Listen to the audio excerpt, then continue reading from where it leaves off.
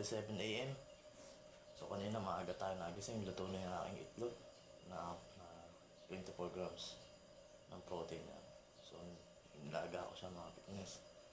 So susunod naman natin is yung 30 grams ng potato yun sa mga fitness.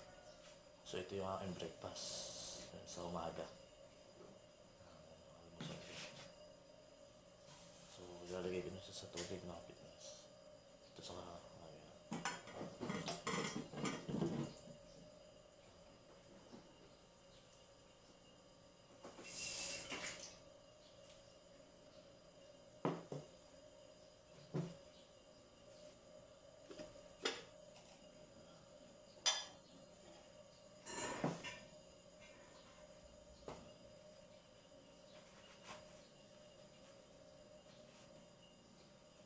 fitness.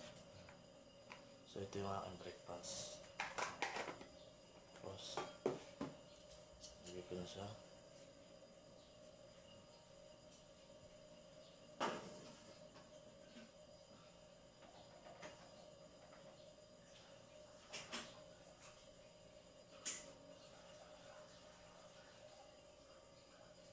Yan. So yun yung aking carbs mga fitness. 36 grams ng carbs sa potato. Then 24 grams ng egg. So malalaki siya.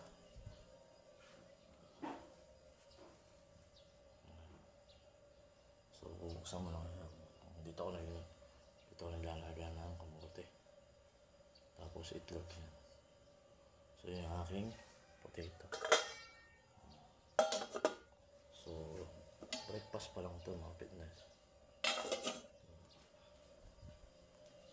Breakfast pa lang yan. Dapat dyan yung sa lunch. Tapos sa snacks, sa dinner. So bulking pace ako. Nakain ako ng minsan ng 5, 4 sa isang araw. Yun yung aking meal. So kahit malimit ako mag-itlog kasi sa isang araw mga fitness nakaka-10 itlog ako. Minsan malo. So mayroon akong budget. So itlog kasi is 6 grams ng protein. So mataas. Yan. So ito yung nga pala yung aking current weight. Yan. So 55 kg. Yan. So bulking pace. Bulking pace, current weight. 55 kg. So yan yung physique ko. Yan. So ito yung physique ko mga fitness. Yan.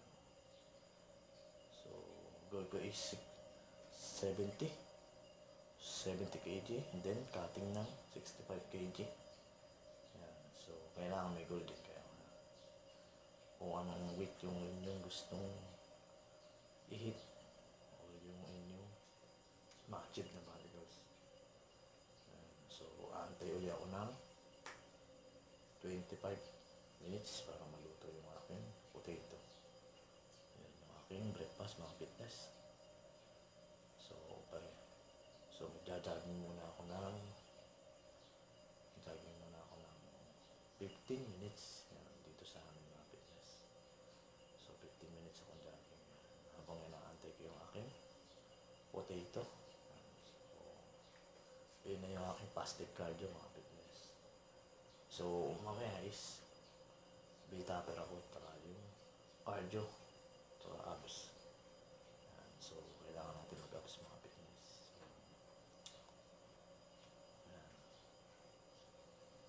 So, prepare pa rin ako mga fitness sa yung jogging. So, stay fit and healthy. So, alagaan lagi ang kalusugan mga fitness. So, number 1 is